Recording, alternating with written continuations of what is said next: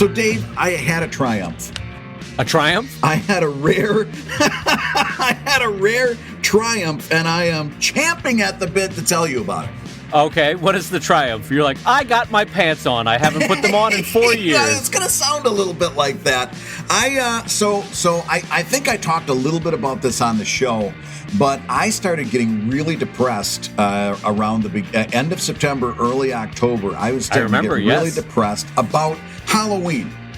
We were gonna really screw up Halloween, and it was getting to me. The Geiger family always throws a big party for our kids. I know this about you, that Halloween is a particularly beloved holiday for you. Like, you legit live for that weekend. We decorate the house with every tacky, ridiculous thing I can find. We really do it up. And they were talking... And you personally make a lot of really cool costumes. You don't just buy costumes. Yeah. You make cool costumes. I had a Dr. Octopus costume that I made out of dryer vents. And your Doctor Strange was fantastic. Yeah, I had so much fun doing that. But we were gonna lose it this year. And they were talking in Philadelphia about canceling trick-or-treating, that they were just not going to allow it for the city. They were going to tell everybody, keep your kids in. And that was getting me really down. Listen, if the numbers had been such, if the government had looked at the numbers and said, listen, we really got to stay indoors. Well, you know what? That's when you say no to yourself. You say, listen, sometimes you don't get what you want, but it's for the greater good. And you say, I just can't, right? Right. Even so, we knew in our neighborhood, because we've got a really hopping neighborhood for trick-or-treaters too. We live by the Eastern State Penitentiary, which is considered one of the most haunted places in America. They always do a big haunted attraction there. I thought you were going to say, we live by the Eastern State Penitentiary. They love trick-or-treating. They let them out one night a year. And some of them come back dressed in their stripes. No, it's long defunct. It was the first penitentiary built in the United States. It's got a big history. Nothing good happened in that penitentiary if it was the first one built in the U.S. Well, every cell when it first started, every cell was solitary confinement. So if you went in for something like a low-level offense, like stealing a horse, by the time you came out, you were insane. It drove people crazy. Yeah. They did not know how to... I mean, they still... Anyway. Yeah. If you've ever I always love how stealing a horse was legitimately the worst offense you could do. Back then, you can kind of understand it. Because that was a biggie. Can I divert your story for 1 second just to say that a friend of mine, his grandfather literally stole a horse in Texas, and the punishment was so bad that he had to leave Texas. He had to run. This was before paperwork could sort of track you down. He had to start a new life under a new name in Arizona because he stole a horse. And running out of Texas isn't like running out of Rhode Island. You got to really, you're run. In for a marathon. It's a marathon. Yeah, it's not a sprint. Anyway, keep going. So you were sad about missing Halloween because Halloween's important to you. So and I said, besides, even if they cancel Halloween, we're still gonna have kids on our porch. Yeah. They're still gonna show up. And when they do, I'm gonna be upset that we can't give them candy. It's just gonna bug me. We've got neighbors across the street that always turn their lights off every Halloween, and they pretend they're not home, and that's fine if that's your choice. But for me, if some kid shows up in a freaking Spider-Man costume on my porch, I'm throwing chocolate at him. Okay, chocolate. It's just the way it works. Hey, Peter Parker, here's your Snickers. I got your Snickers right. Have you noticed fun size keeps getting smaller every year? Did you notice that Snickers has the thing where it's just the letter? It's like they you just get the S. Snickers on that size. Are we having fun yet? No, it's getting smaller every year. I want to write them and be like, Dear Snickers, I am actively trying to become a type 2 diabetic. Do not stop me in my quest. Eat a bag of Snickers. That's what I want to say. That's ridiculous small Brad, size. Of all the people in Philadelphia, you have a slightly raised porch. Yes. Your porch is higher than street level in Philadelphia. Yeah, they're called And why don't you tell folks what you embarked upon for this year? So I looked at my wife and I said, I need a power tool. Now, she started turning pale and getting the shakes because I'm not a handy guy. When I hammer a nail, she calls me lightning. Because I never strike twice in the same place. But oh my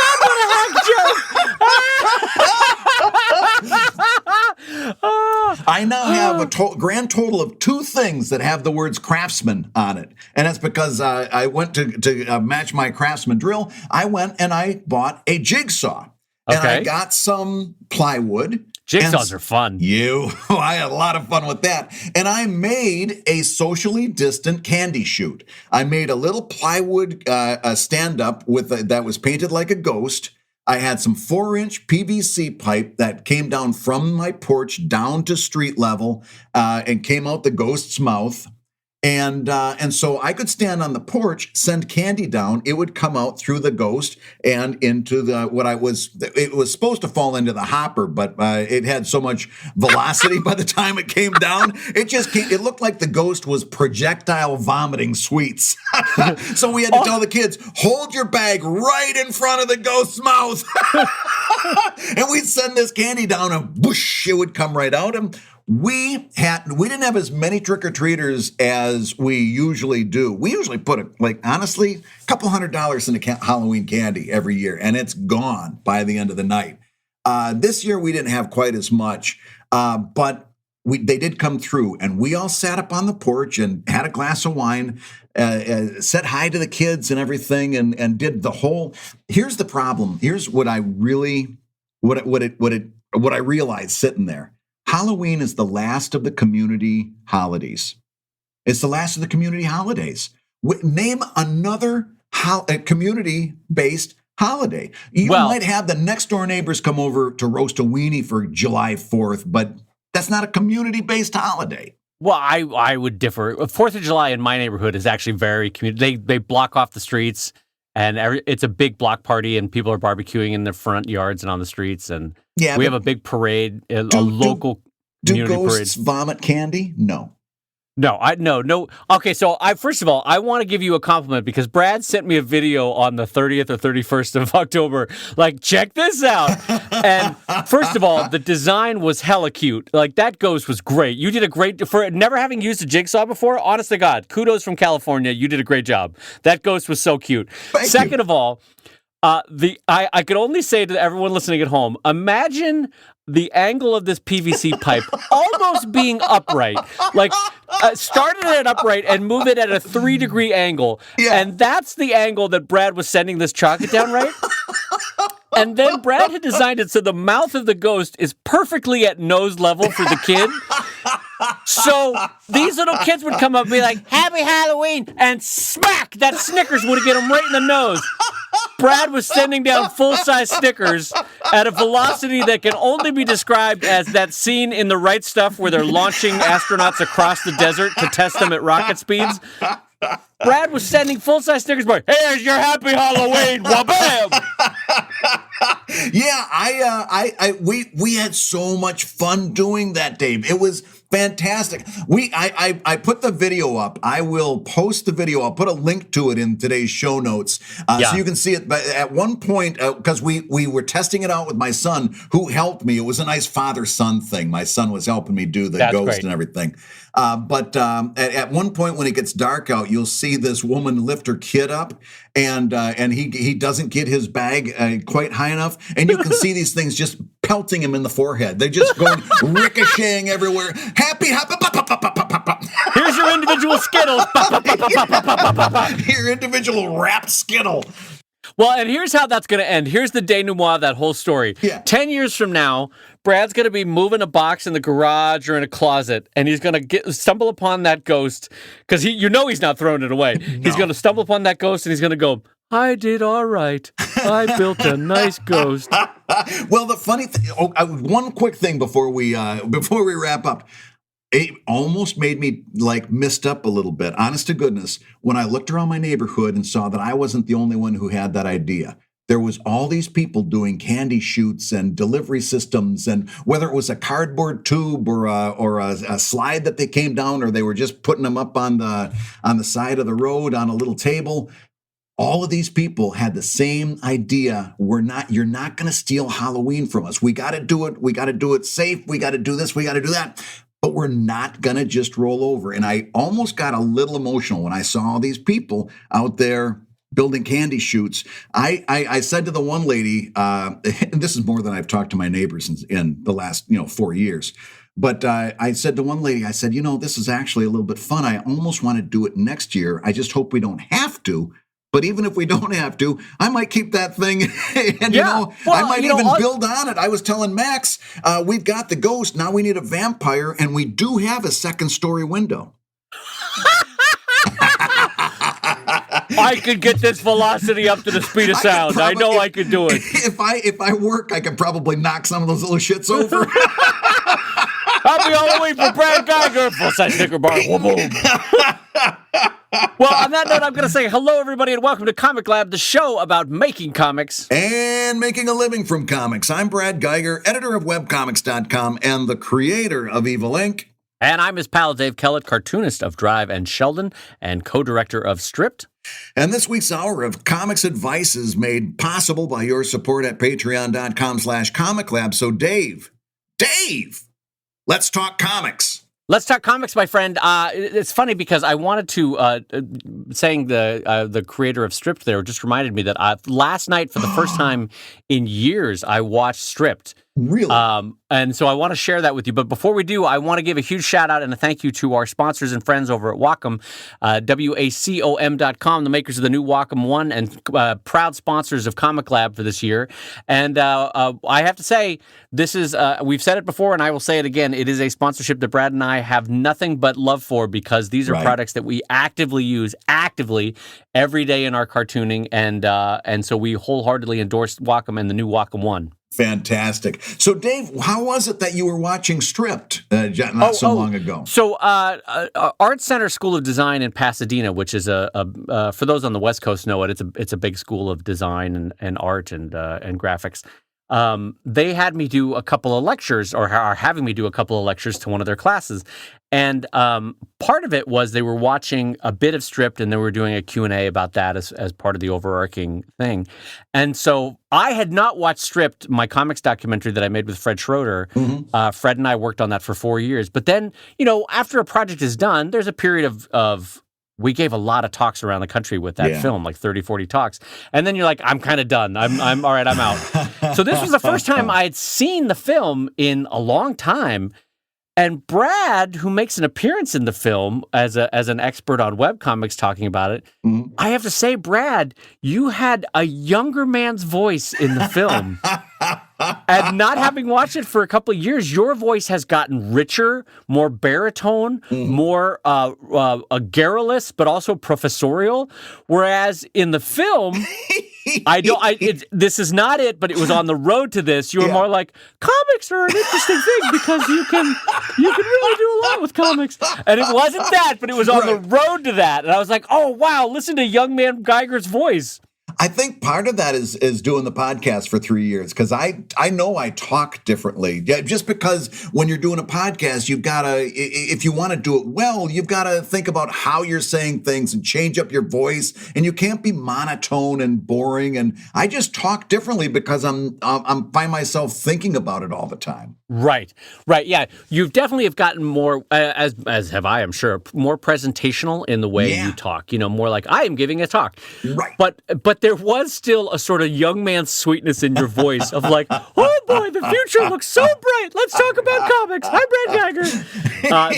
That no longer, now it's like the world is ashen. Whoa, kid. Yeah. Like you now would be talking to that Brad Geiger going, you got some trouble ahead of you. I got some bad news. Listen, you're going to need to get a jigsaw and build a ghost. That's all I'm going to say. Get to use using a craftsman tool, for crying out loud. How did your talk go? Good. So this was my first time teaching over Zoom. Brad obviously has been doing that at the college level for the last, 8 months, 7 months. And I will be honest, Brad, that on a basic, it was perfectly fine. The lecture was fine. They had good questions. There was really insightful questions and good kids. But I will say on a basic human level that my heart kind of broke. Yeah. That this is what kids of all ages are having to do for school. It just, I don't know. It just kind of broke me a little bit emotionally that I got off. It was a perfectly lovely class, but I clicked, leave meeting or whatever it is on Zoom. And I was like, I just kind of let out a long sigh because I was like, that's not what it should be. It's What not it should be is me getting in my car, showering, putting on a nice shirt, getting in my car, driving to Pasadena, sitting on like a little black stool in the front of a lecture hall, and like talking about comics for an hour, and then doing some Q&A. And I probably have a little coffee, right? Maybe I have a scarf on. You've gotten very specific in this fantasy. Yeah, a single light shining down in the lecture hall at Art Center. But you know what I mean? Like, there's a specific way that teaching should be, where, and this was not it, and it kind of broke my heart. So let me ask you this. How many of the students had their cameras on? And then how many of them, as opposed to that, you were just looking at blank screens or avatars? That's interesting. There were 2 that were avatars, and one of them, the kid apologized in audio saying his camera was not working at the moment. Who knows if that was... Anyway, most of them, 99%, had their cameras on. Really? So it was kind of fun to be able to, kind of swivel through as I'm talking just to see what the reactions are. That's not been... See, that's what I really have disliked about the Zoom teaching, is that it's very easy for the students to turn their cameras off and then tune out. Because I know, like when I teach, I've got maybe 25 to 30. I can usually count on maybe 5, maybe 8 of them having their cameras on. And the rest of them, of course, those are the first people I'm going to call on because I want to catch them. And I call on them, and then I wait, and I wait. And I know that they've walked away or, gone down to the park or done any number of things. And you can't.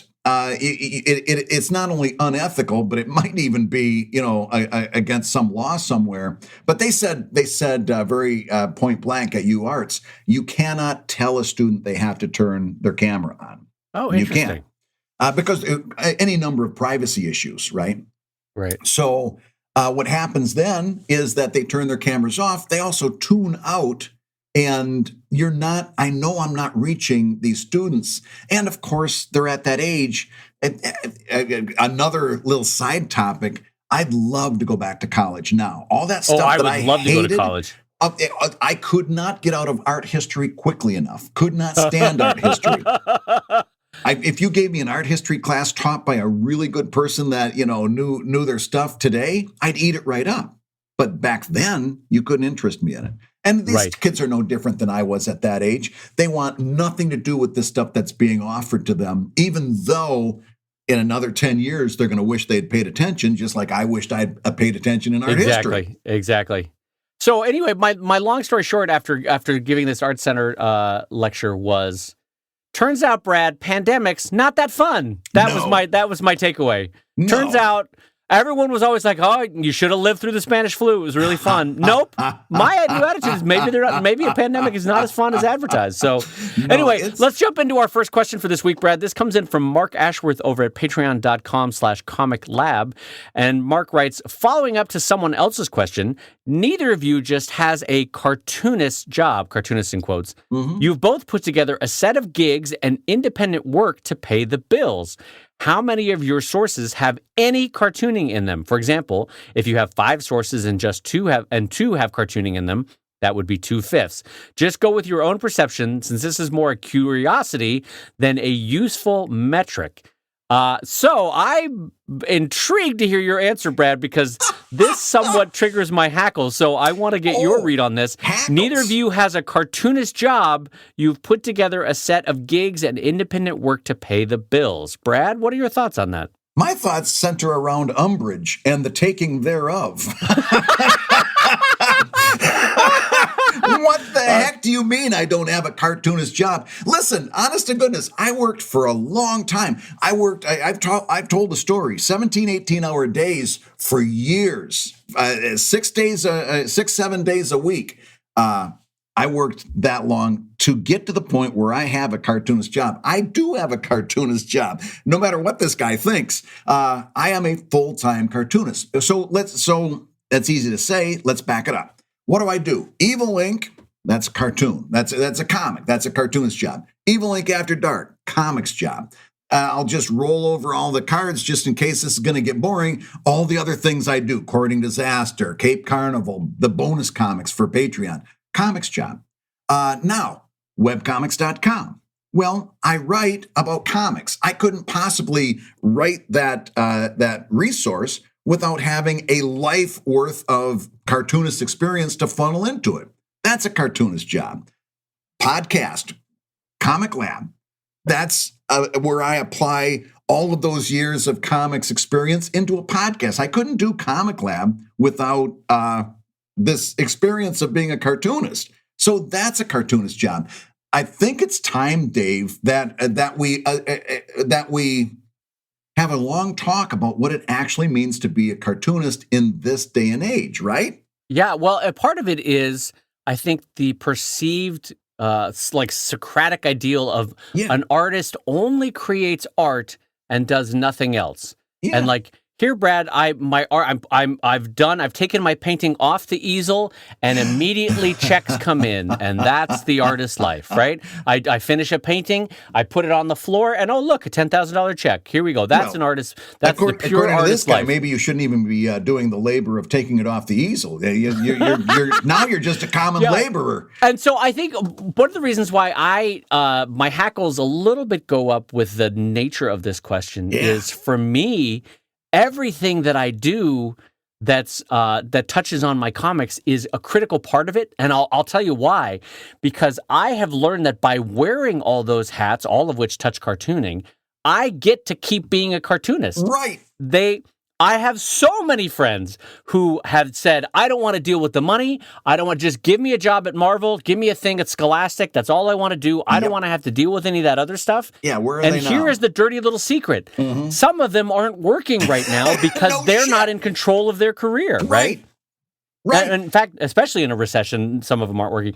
So for me, taking on the role of making my own books, maintaining my own website, controlling my own social media, doing my own billing, handling my own income sources and my expenses, all of that stuff is not cartooning per se. It's not me at a piece of paper with a pen or at a Wacom holding a pen. It's not that specific act of cartooning, but all of that enables, enriches, and enlivens the cartooning and makes it possible for Dave next week to be a cartoonist, not just Dave right now to be a cartoonist. I think we need to re-examine what it means to be a cartoonist. Okay. I think we need to because for me, and I get this question a lot, how much of your day is spent cartooning? Well, all of it, because social media now is part of cartooning. It just is. If you want to be a cartoonist in today's day and age, social media is going to be part of that. Self-publishing, the Kickstarter, Patreon, sending books out to fulfill a Kickstarter. That's part of being a cartoonist. In other words, going back to what you said about the Socratic ideal, this idea of just doing comics and the checks start rolling in, that's not realistic. You know what is realistic? You're going to have to do your own shipping.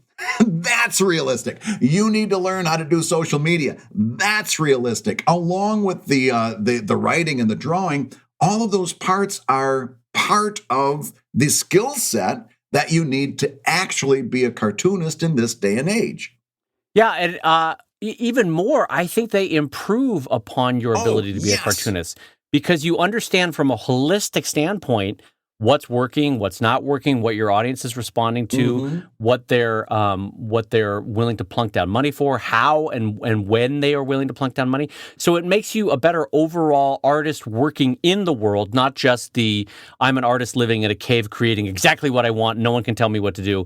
Right? There's in the sense that a performer on stage, like a comedian, you get feedback from an audience, right? And that subtly changes the course of your stand-up comedy, right?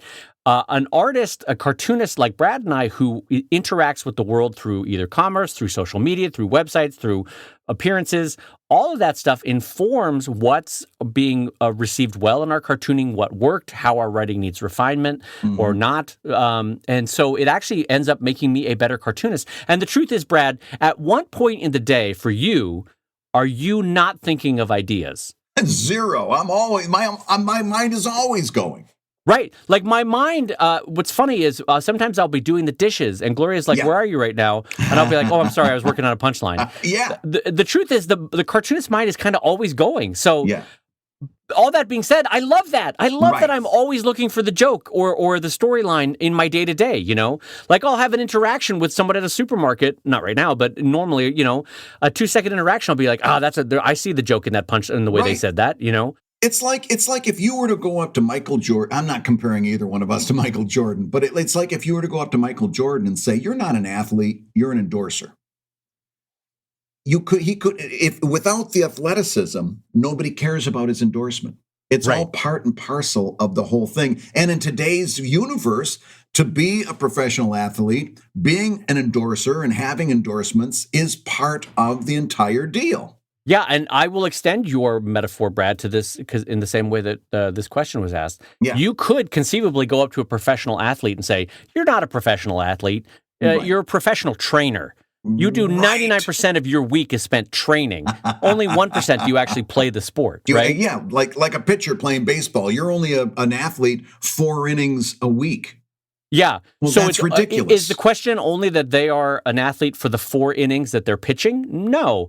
They're an athlete in the training, in the road tripping, and all that. Like, all of it is part and parcel of their life. So I guess maybe we're taking more umbrage than we should, but the idea that you are only an artist in the exact moment when you are physically creating art and everything else is subsidiary or ancillary or not even related to art making, I find it a little bit dangerous too, and I'm going to go in a different direction, Brad. Okay. Remember one of the beautiful visual metaphors that WALL-E, the movie, had was that humanity had decided that work was hard, and so the robots would do all the work, and they literally became flabby chair creatures, right? Unfortunately, during the pandemic, I see that a little bit too close to home, right? So turn your camera off, Brad. Don't look at my shame. Don't look at my shame. So, but the thing is, though, is that part of being a cartoonist is constantly cutting your teeth in the real world so that you can comment on the real world, write about the real world. If I was just an artist that was removed in my little cave making my paintings and nothing could impact me in my day, it becomes a little bit too navel-gazy and too out of touch, removed from what actual life is, you know? So the fact that I have to work on websites, have to learn shipping, have to go travel to go to comic shows, have to learn how publishing works, all of that is fun. I love it. I love to do it, but also informs how I can write an office comedy, because I can better put myself into the shoes of someone in an office setting. I can better put myself into the shoes of a marketing team, because I do a little bit of that as a cartoonist. You know what I mean? So I can write about it in the comics. Yeah, absolutely. No, I think the important thing here is that we need to have a little bit clearer view of what it means to be a cartoonist. And the fact that somebody can say, well, neither of you have a cartoonist job, shows us that we need to do a lot more education as part of this podcast as to what it means to be a cartoonist. Well, let me ask you, Brad, because he had expressed this, neither of you has a cartoonist job. Yeah. This is putting words in his mouth, but what do you think he meant by cartoonist job? I think from what I understand there, he expects that a cartoonist just makes comics and then the check falls into their lap. I'm not being facetious. It sounds like he expects that that's the only things it sounds like he's about 30 years out of date, because that might be somewhat what a syndicated model in the heart of newspapers' dominance of media, that would have been very similar to that, but that hasn't been around for well over 20 years. And then when you get into it started to slide 20 years ago. You got to go back 30 years to get to where newspapers were dominant, to the extent that you had somebody like Mort Walker who would fit the mold of what this person's actually talking about. But that was well over 30 years ago. Yeah. Yeah. And frankly, one of the reasons at the beginning of this rant that I said it's important for you to own and control your own career is even the people, Brad, that we knew 30 years ago that were just a syndicated cartoonist or just an artist on Marvel or just a New Yorker or just a Scholastic illustrator. That's all they had to do, right? They didn't have to do all the other stuff. All those people now don't have the savings in mind and the control over their works that they're still getting paid on that Marvel book that they did 30 years ago. Right. Or on a syndicated strip that no longer exists. Because so to own and control your own work, to me, is a key part of future Dave still being able to be a cartoonist. I can't underline that enough. Yeah. That 75-year-old me, because I wore all these hats, will still be able to be a cartoonist and won't have to have gone into another field, like I know a lot of these cartoonists had to do, because they didn't own and control their work, Right. Well, listen, as we're wrapping that up, we mentioned just briefly education. I want to, when I heard myself say that, I want to bring this up because this is a great idea, and we can shift into the next topic through this. One of our Patreon backers, Susan Marks, has a great idea. I want to bounce off of you and see what you think. Okay. She says, I want to learn Clip Studio Paint, which, by the way, I can endorse that strongly. It's well worth learning. Would there be any others in the ComicLab community who'd like to form a Clip Studio Paint boot camp January through February of next year? I'd organize it, she says, and host a channel or thread on the Discord server if that would be okay. Well, what do you think, Dave? We could have a group of people teaching each other, learning on the fly, kind of being self-starters, learning Clip Studio Paint together. They can use the Discord server as kind of a meetup place and to share information and to share encouragement. What do you think? Is that something that we should do? If they're asking for our approval of whether we can do it, then yeah, by all means, that sounds great. Yeah. I have been so heartened by how cartoonists have been using the Discord server, the one linked to patreon.com/ComicLab. Yeah. They have been so helpful to one another in their own breakout writers' rooms and their own breakout artist critique rooms. Yeah. In their own, business how-tos for this or that. So I wholeheartedly endorse the idea of artists doing a boot camp over January and February. So yeah, I would love to see it. Yeah, we'll set up a thread. We'll set up a little sub-channel that'll be called something along the lines of, Clip Studio Paint Boot Camp. Susan, you can be in charge as far as that goes, although I'm sure Dave and I are going to be checking in frequently. But this is basically for self-starters who want to teach themselves Clip Studio Paint. And then this is going to be a place where you hit a roadblock or something. You can say, oh, hey, I'm having trouble with the typography. How do I do that? Well, then you can share answers back and forth. That can be a resource that other people can go back and read through as they're learning CSP. I think this is a great idea, and kudos to you, Susan, for thinking of it. Yeah, thank you, Susan. And also, we might as well chime in on it since Susan brought it up. If you are a listener of the show, A, congratulations, but B, we would love to invite you to join us over at patreon.com/ComicLab, because not only do you get access to that Discord server, there's something like, and Brad, you can correct me on the number, there's something like 80 to 85 hours of additional podcasts that we have recorded just for patrons. Yep. Called ProTips. And there's a subset ProTips called Writer's Room, where we take you through the writing of a comic start to finish. And so I highly recommend for those of you that are interested by it to join us over at Patreon. Hey, if you're listening while you work, take a minute to stand and stretch. And while you're doing that, we're going to tell you why you should join us on Patreon. When you do, you're going to get hours and hours of podcasts that we've recorded just for backers. And exclusive Patreon posts that go even deeper on ComicLab topics. And access to our exclusive Discord server, which is a thriving community of professional cartoonists. So you can support the show you love and get tons of actionable resources for your own cartooning. And listen, if you can't swing a pledge this month, we get it. No worries. Yeah, listen, you can still support the show by rating us wherever you get your podcasts. Just leave a 5-star review and a few kind words. That, along with mentions on social media, is incredibly helpful. Now, everybody, let's talk comics. Dave, I've got a question from a $5 Patreon backer named Dave Lerner, who wants to know, does the type of drawing have to match the type of writing? Typically, a humorous comic strip will be drawn in a cartoony style, while a serious comic will be in a realistic style. But is this a necessity? Would Sheldon still be funny if painted by Alex Ross? Would The Watchmen still work if it was done in Brad's Cape Carnival style?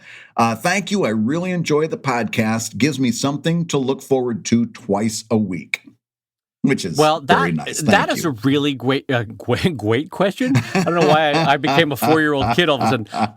That is a really great question, and it's fun to talk about. There's a lot of different angles to jump in on this, but I will start in from this, which is, obviously none of us can help the art style that we are currently in immediately. Like we can slowly try to transform our style over years into something else.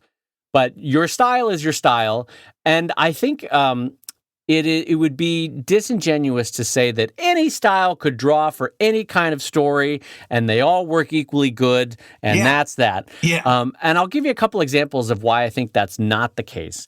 Theodore Geisel, who did famously Dr. Seuss, right? Mm-hmm.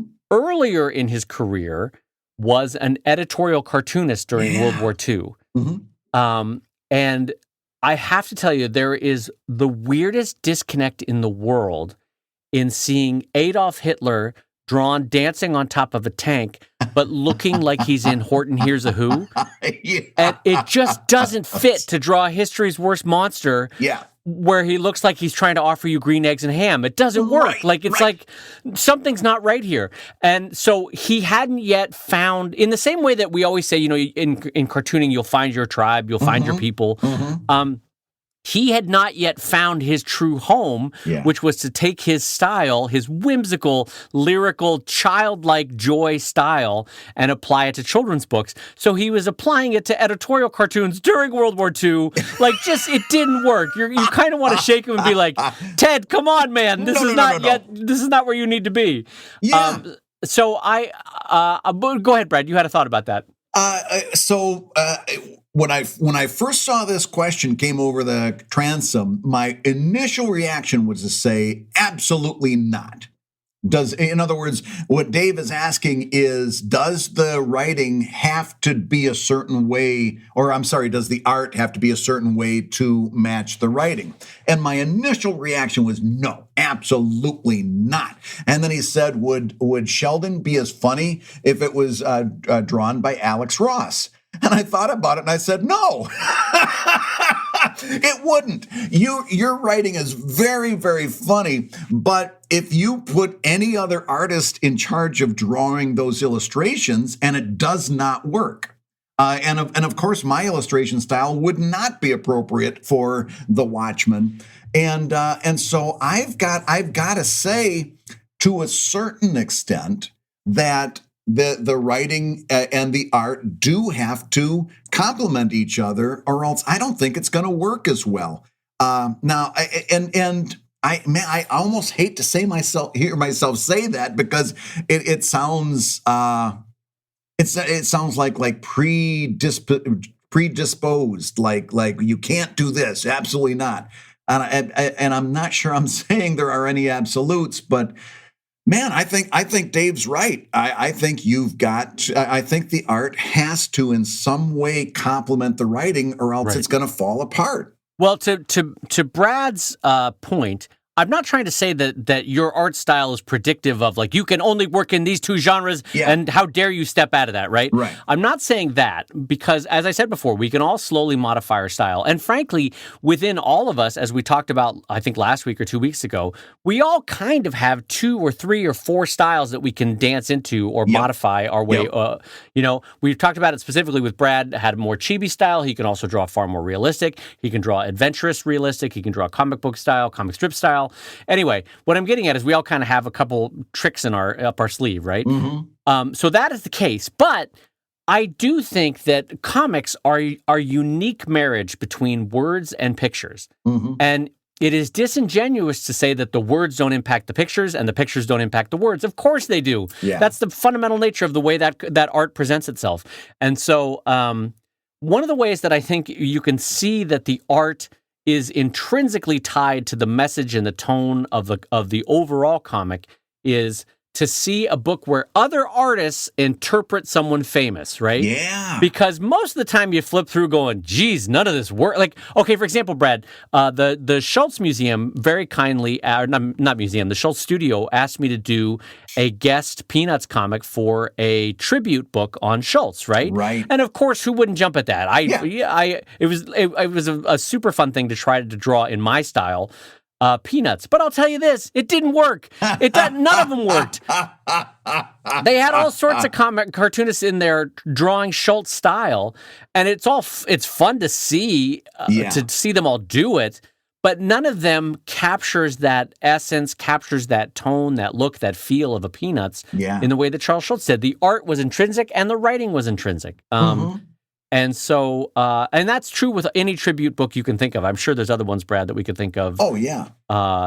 There's never been a Calvin and Hobbes tribute, but we've seen individual redone Calvin and Hobbes, and you're like, boy, that does not work. Yikes. It's just not the same. I think there is something there. I think that at some point, like Charles Adams is a great example of somebody. I was going to mention Charles Adams, yes. If you take his sense of humor and have anybody else try to draw it, because I know I've had ideas that I thought, this is a very Charles Adams idea. I'm going to try to do this the way Charles Adams would do it. And I always fail miserably and go back. And then that voice inside my head says, hey, dummy, how about you just try to do this the way Brad Geiger does it? You got your hands full doing that. Right. Instead of trying to be Charles Adams. Yeah, you don't have to be them, just be you. Yeah. So I think there's something to that. I'll be interested to hear what our listeners think about that topic. I'm sure we're gonna have somebody that pulls something up that gives us a little something to think about. But I think in general, I think the two have to mesh. And part of it is Dave's question. I want to go back to it. It says, typically a humorous comic strip will be drawn in a cartooning style, while a serious comic strip will be drawn in a realistic style. But is this a necessity? And so for those of you that are not artists that are listening in, the way that I could describe this as being a truism is that in fiction writing, for example, someone's diction, the words that they choose, the way that they string them together can either feel heavy and hard and cold in like I'm a tricky dick, I'm a detective, and I'm gonna, that kind of thing. Sorry, Brad suddenly perked up when I said I'm a tricky dick. But you know what I mean? Like if you get a hard-boiled detective novel, that's very different language, very different diction, very different word choice and use than you would get in a florid country estate novel from Jane Austen or something, Right. You couldn't have a Sam Spade detective written by Jane Austen. It just wouldn't be the same. Like imagine the Bronte sisters, like his name was Heathcliff, he had some problems. He was very angry all the time, but he loved a woman and she loved him. They were destined to be, and so she ran across the moor to see him, his name was Heathcliff. She wanted to get the smooches in, So what I'm getting at is you can't fully disassociate the tone and the style of presentation from what you're trying to present. There's a reason why we wrap presents. It's to make you feel like it's something special that you're about to get, right? Yes. And so the wrapping that you put on comics have to be unique and appropriate to what you're presenting. And so a Charles Adams, the dark, the gritty, but with just that hint of witticism in the art, you couldn't do that. Like a Charles Adams wouldn't work in the hands of a Chris Ware or a John Byrne or a Charles Schulz. It just would fall apart, Yep. And so I do think, Dave, that there is some truth to the fact that in the same way that a fiction writer has to choose their words and their presentational style specifically to match the narrative, a J.K. Rowling can't write a detective novel, and she can try, but she would change her. What I'm getting at is there's a very specific way to do it because in some ways the messaging is the mode of presentation. It is part and parcel of what you're trying to communicate is the way you're communicating it.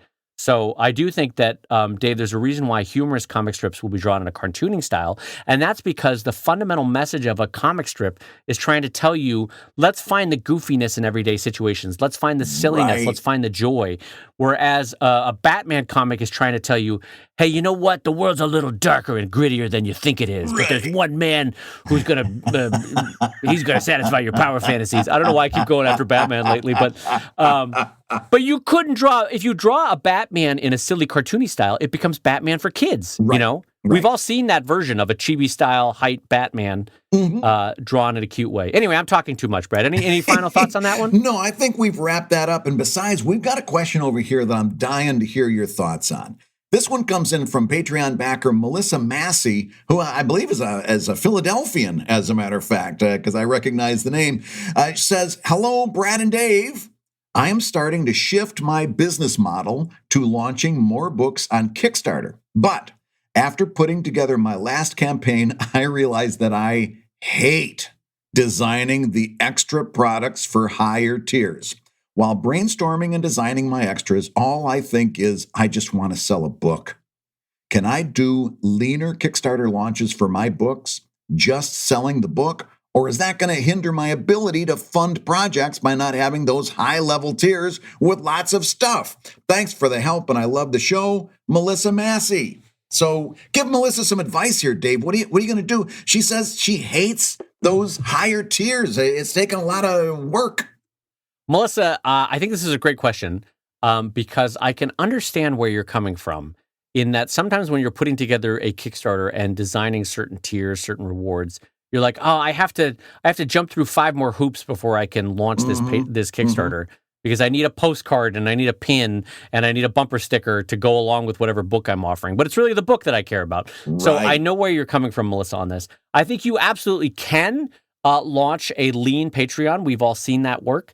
I do think you just have to go in going, all right, well, I'm going to make X amount versus X plus 10% or whatever it was. Now, I will say this, the more Kickstarters that you do, Melissa, there is a wonderful knock-on effect of all the previous books, all the previous work that you have already done and invested time and labor and love into. Those are still sitting in your warehouse or in your garage or in a closet. And you go, hey, gang, sure, you can get the book for $20, but you can get this book and the previous book that I did for 25 or 30 or all that sort of knock-on effect. Don't you think, Brad, with future Kickstarters? That's exactly the way to do it. So in asking this question, Melissa actually knows the answer because she says the answer right in there. She says, can I do this? Can I just sell the book? Or is that going to hinder my ability to fund projects? Well, the answer is yes. By not having those upper level tier things like artist editions and stuff like that, you are going to hinder your ability a little bit to capitalize on your money. I'm getting to the point that I'm kind of with her a little bit. I'm doing artist editions right now for my Kickstarter, and man, I got to tell you, it's getting harder and harder to get through those artist editions every time I do this. But I charge a premium for them, and I can't turn that money down. Again, that voice inside my head says, well, listen, you want the money, sit down and draw the picture, dummy. And when I do my next Kickstarter, I'm going to have artist editions too on those. And I will sit down, and it's not, I always, if someone's going to pay me that kind of premium to do an artist edition, I do a really good job on the illustration because that's a pride thing, that is absolutely something that I want to give them the best illustration I can.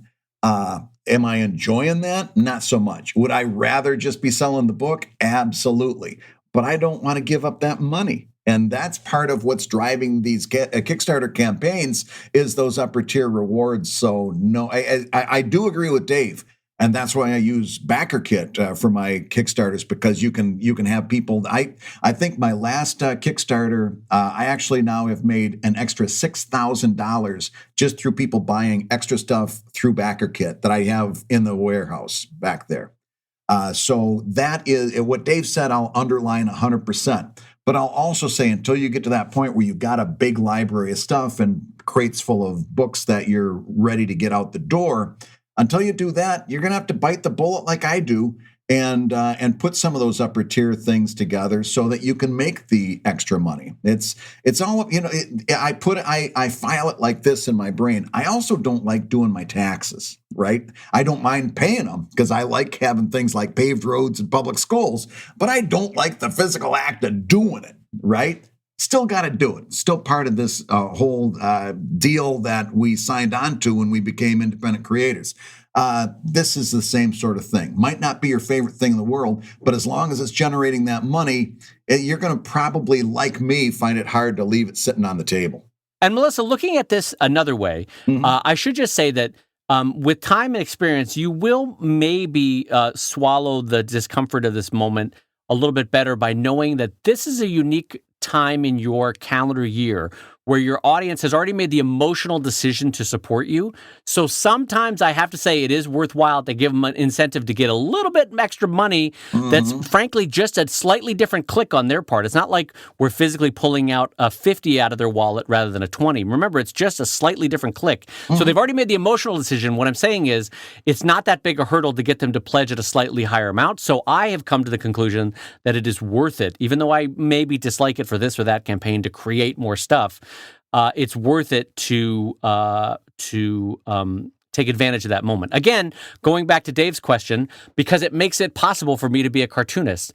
And frankly, once you accept that it actually is kind of fun to make all this different stuff, and people remembering that people want your things in their life and that they want to support you, I have come to find joy in creating pins and buttons and postcards and prints and bumper stickers. Don't you think, Brad? Absolutely. And while we're talking about Kickstarter, I want to bring something up that's very timely. Oh, yeah. I'm glad you brought that up. I know exactly where you're going. You don't.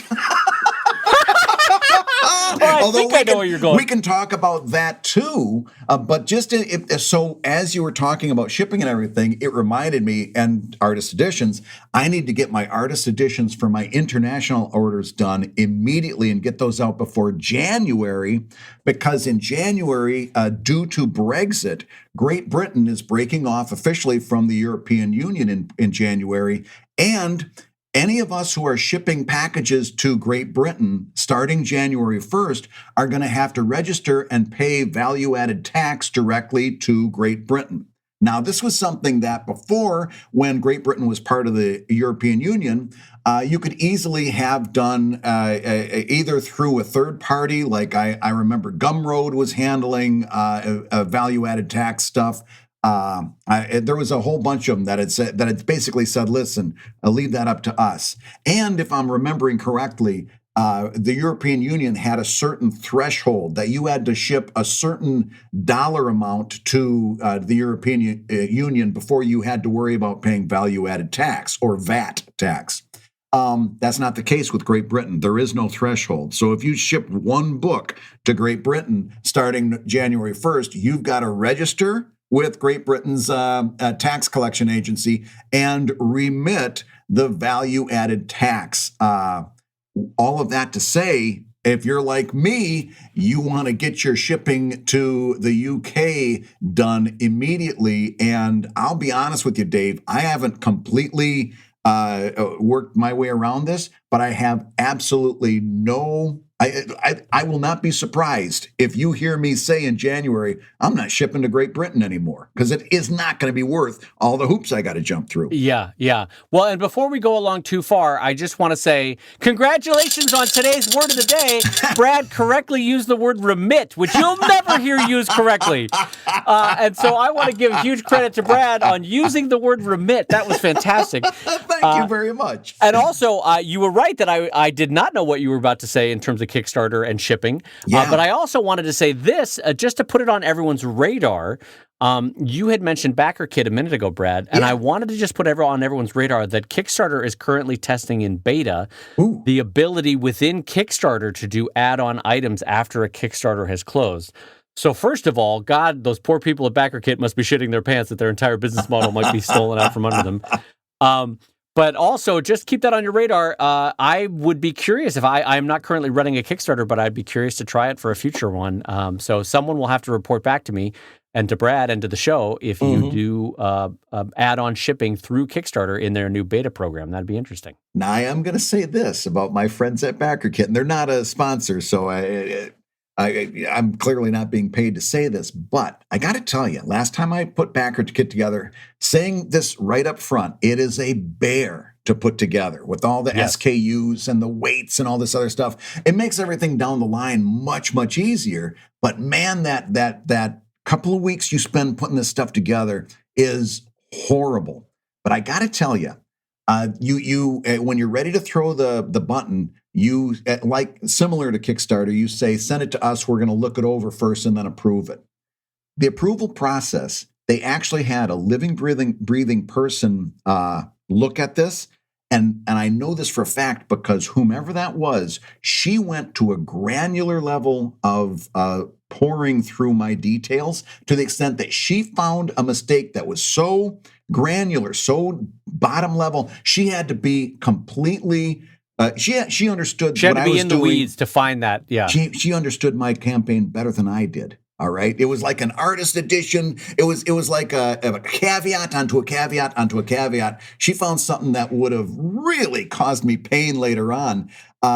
So even, I will say this, even if Kickstarter comes out with add-ons, they're going to have to really bring something significant, because I would be very tempted to just stick with backer kit because I know what I've got going on over there. Yeah. Well, yeah. And that's a good point. Is sometimes that personal touch and also the experience of having done it for years. Well, and plus I've got all those SKUs entered. So now all I got to do is just roll it over to the next one. If I go to Kickstarter, I got to do all that from scratch again.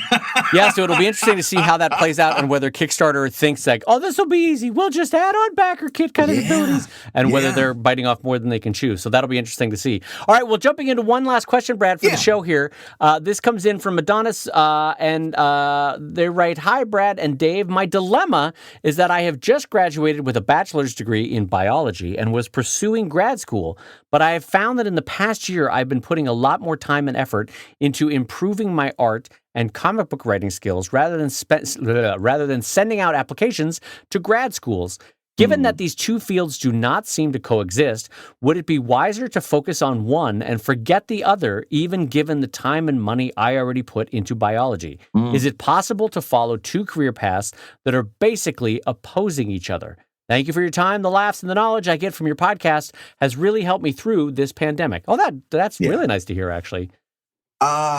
So I've got a lot of thoughts on this. I had a tremendous amount of thoughts on this. Well, we're not hearing any of them. Come on, Shannon. Spit with the thoughts over there. Here's the thing. I think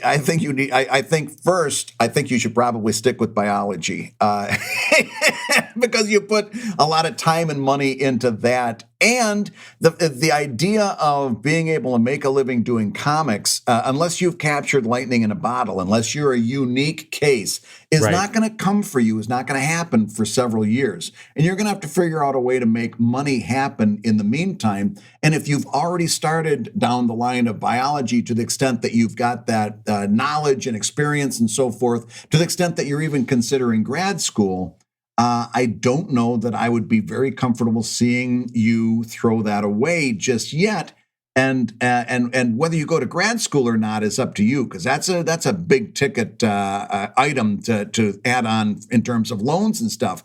But I want to put a thought in your head as we go through this, and that is this. You think that those two paths are opposing, but I want to read back what you said to us, and it was this. You said this whole time that you finished up with biology and you were filling out grad school applications, you were really fired up about comics.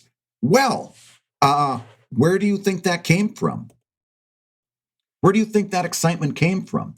It maybe, and I don't know what's going inside your head, but maybe, just maybe, all of that excitement came from the studying biology in some way. Maybe the study of biology satisfied one half of your brain, the analytical half, so that when you came around to the creative half, you were really ready to go, and that came out through comics. Maybe what you were doing in biology somehow morphed itself and came out as creativity. Maybe those two things are not unrelated as you think they are. Yeah. Because take a look at your life circumstance right now. You just finished college, you're doing grad school, and you're very fired up creatively. You think that those are two different things happening? I think they might be the same thing.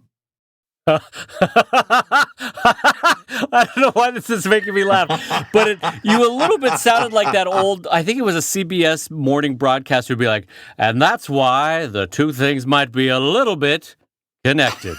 I'm Brad Geiger. Have a lovely day. I'll see you again. Was that the avuncular morning. Charles Kuralt? Yeah, you were very Charles Kuralt about it. That's who I was trying to think of. Yes, you were like, I think you might find those two things are very interconnected. Maybe. And like the birds flying home for spring, I think you'll find your own inspiration as you. I don't know. CBS Sunday Morning always ending on the most zen shot of like a bird flying. Yep. And, anyway. And here's a babbling brook with a single dragonfly. We know the world is a trash fire, so here we go. Here's a babbling brook.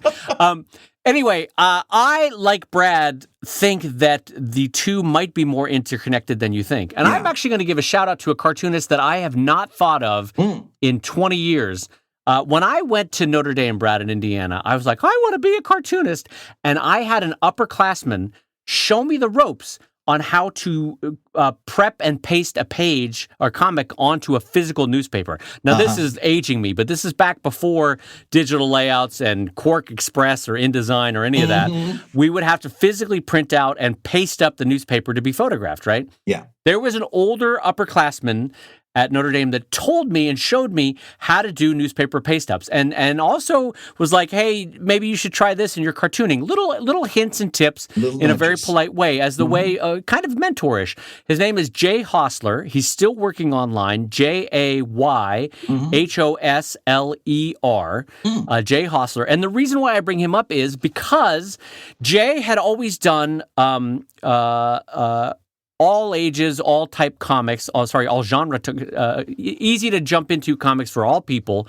And on the side, worked as a biologist, right? Yeah. But guess what? Now Jay does these absolutely gorgeous biology comics. Yeah. And I am so glad that Jay exists. I am so glad that he has married his two loves together to make biology comics. They are fantastic. I cannot recommend them enough for kids and adults.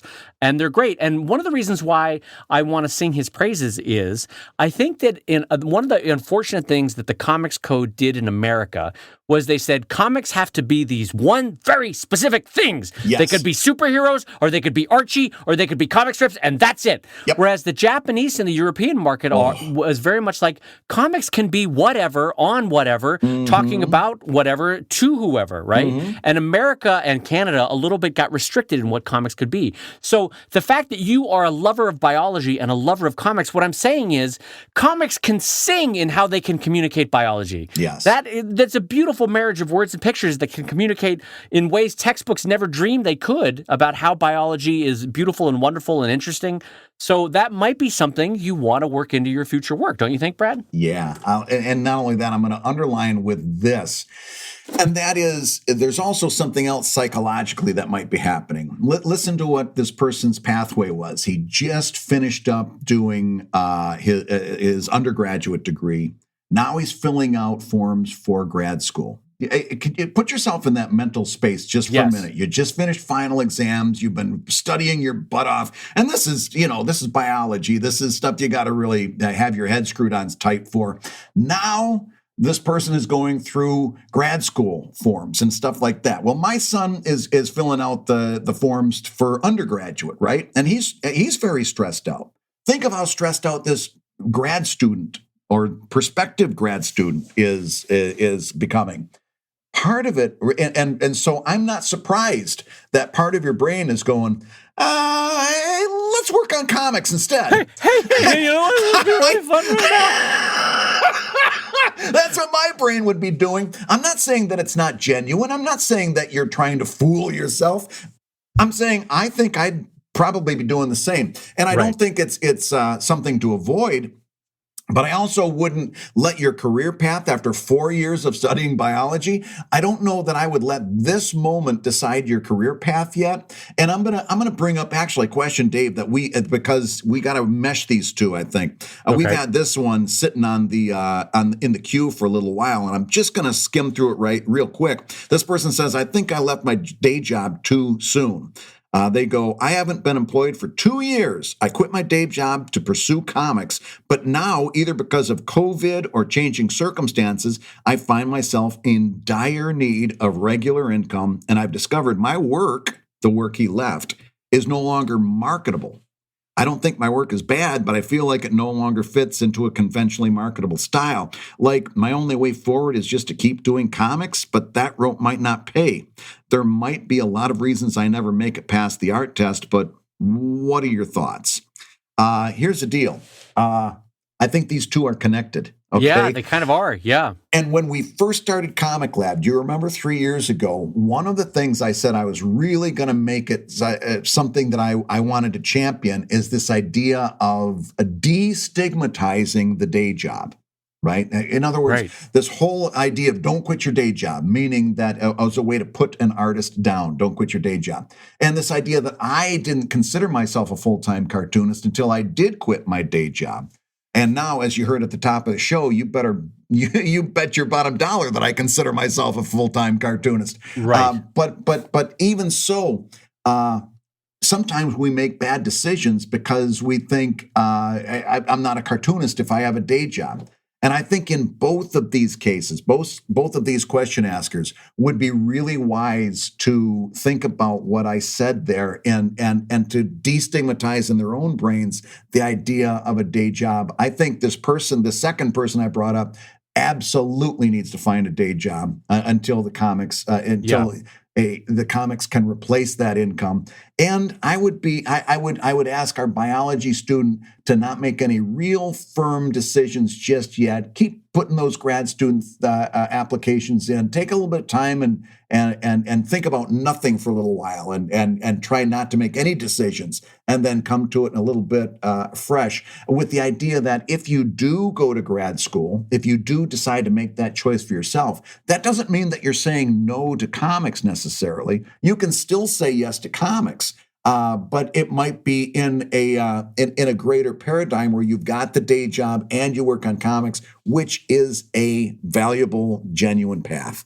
And Brad, there is a through line actually accidentally in today's show, which is, if you remember that first question of like, you don't have true cartoonist jobs, right? And that plays into that same mindset of like, well, you're not a true cartoonist unless it is all that you do. Yes. And you're not a true cartoonist if you have a day job. Right. Whereas I would refer two things. One is we have to shake this notion that you're not a true artist unless you're Picasso standing without pants and underwear on, painting in a studio on the Mediterranean coast, and that's all you're doing that day, right? Like, it's not there is an infinitesimally small fraction of artists who have lived that life in the history of art. Most of us have a sort of quiet recognition of Maslow's hierarchy of needs, and if you're not familiar with Maslow's hierarchy of needs, just go take a look at a graphic of that online.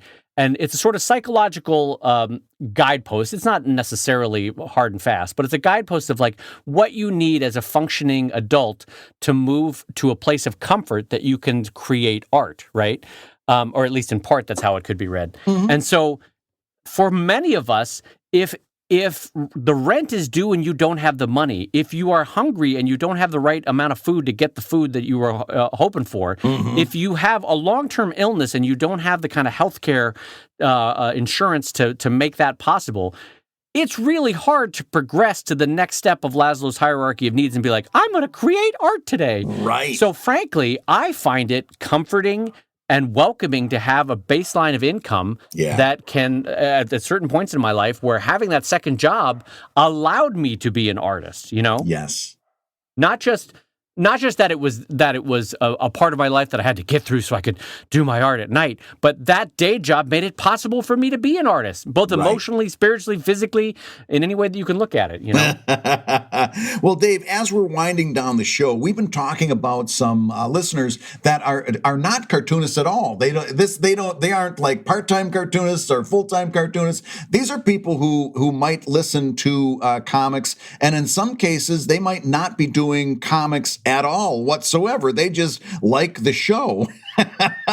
And here's one I wanted to share with you. It says, hey, Brave and Dad, getting caught up on ComicLab. In a recent episode, you asked to hear from those of us listeners who are creators in other fields and what we take away from your podcast. I'm a motion picture editor in the animation industry, currently working at DreamWorks. Though I've bounced around to the other major studios as well, I've been following you guys since just before the Webcomics Weekly days. This person is an old-timer like us, Dave, and enjoy listening to your banter with each other, which is probably the main reason I listen to ComicLab. But I'm also a fan of comics and enjoy learning about the creative process, especially by independents. I once dreamed of developing skills as a cartoonist, and tuning into you guys helped me live vicariously, I suppose. So that's kind of nice. That's really this nice. person is working at DreamWorks as an animator and listening to ComicLab. Not too shabby a life, by the way. So kudos on that. Too shabby at all. Not too shabby. And also, just because this is interesting to mention to our listeners as creators themselves, is it's interesting to note the time shift of the answers that we're getting to this question that we asked 4 weeks ago. Because a little bit what it tells me is that people are listening to that episode from 4 weeks ago on their own timeline. Yeah. And part of that is, the reason I mention that is, as a creator, you create something, you put it up on the web, you're excited for everybody to read it, and sometimes the most impactful email you'll get is 6 weeks, 6 months, 6 years later. That there is a time shift to when you create a thing and to when it truly clicks. And it's worth noting that sometimes, even in our immediate world, that it is not immediate. So, first of all, thank you for the kind words and thank you for sharing your life. But also, it's fun to note that the answers are still coming in after weeks later of asking that question. And they're fascinating. We've got more for future shows, but you'd be surprised, Dave, who's listening to this stuff. There's some real interesting people listening to us. Far more interesting than we are, which is nice. This is great. And that just leaves me to say you've been listening to ComicLab, the show about making comics and making a living from comics. My host, you're my host. Your hosts have been my friend Brad Geiger. Happy to bean you in the face with a full-size Snicker bar.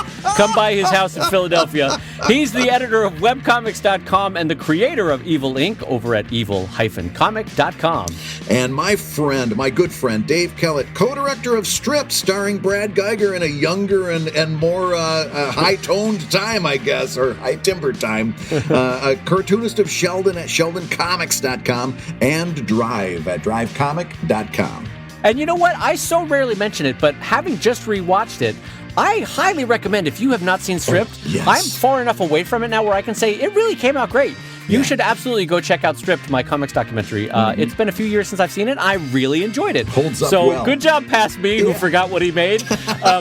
Anyway, the ComicLab theme song is used with permission from Andy Creighton at theworldrecord.net. And this episode and all episodes was edited by Matt Woodard of Woodsong Productions over at www.woodsong.media. If you love ComicLab, you can rate and review the show on Apple Podcasts, and you may hear your review featured on a future episode, like this kind note that we got, Dave, from a friend of mine, Christian Patchell, who is a professor over at Arcadia University. He's teaching graphic design. Listen to this. Hope you're doing well under the circumstances. I wanted to let you and Dave know that after listening to your podcast about what makes a good mentor, I was inspired to charge my students with a new assignment. I went over the 4 C's of social media and asked them to all focus on kindness this week. I'm gonna pause Christian's letter. We are recording this show on November 3rd, by the way, Election Day. So that's the week he's talking about. In case you're curious, that's the week that he wants his students to focus on kindness. The only hurdle, he says, was explaining to them that the 4th C was kindness, but many of them found it funny. Not all of them, Dave, but many of them. Not all of them. That sounds like our focus group. All right, yeah, there we go. With everything going on in the world and this week in particular, I thought, what better time to be kind? And all that came from listening to the two of you discuss teaching and mentoring. I just wanted to let you know that you just gave about 40 students homework in being kind on social media to other creative people. Thank you for all the kindness that you two put out into the world. Apparently, it is infectious.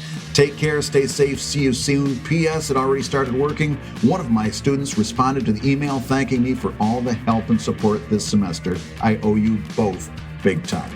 Wow. Yeah, wow. Isn't that nice? That is 1-800-AWESOME. Good work. I really appreciated that. That was a really nice, thank you for those kind words. That was great. Somewhere out there's a college student doing a 4 C's of social media homework assignment this week. That delights me to no end. And focusing on kindness. Man, there are worse things in the world than that happening. That is fantastic. Yes. And so I am going to say thank you for the kind words, and also to tell everybody ComicLab is made possible by your support on patreon.com/ComicLab. So we'll go ahead and say that like a kid getting candy at Brad's house. Ow!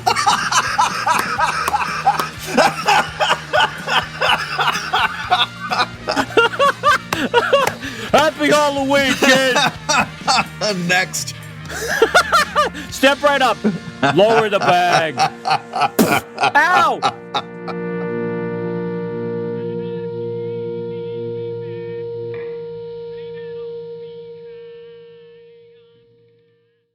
Dave, could you imagine if you would have gone back to that version of Brad Geiger years and years back, taping Stripped and telling him that he was going to be doing Not Safe for Work comics on Patreon?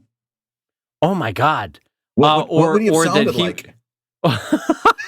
Oh boy, I'm gonna have to draw Not Safe for Work comics. Oh, I'm gonna hold on my little fan here and fan myself. Oh goodness. Also, what's all this about having to buy larger sizes of shirts? I don't know how I feel about this.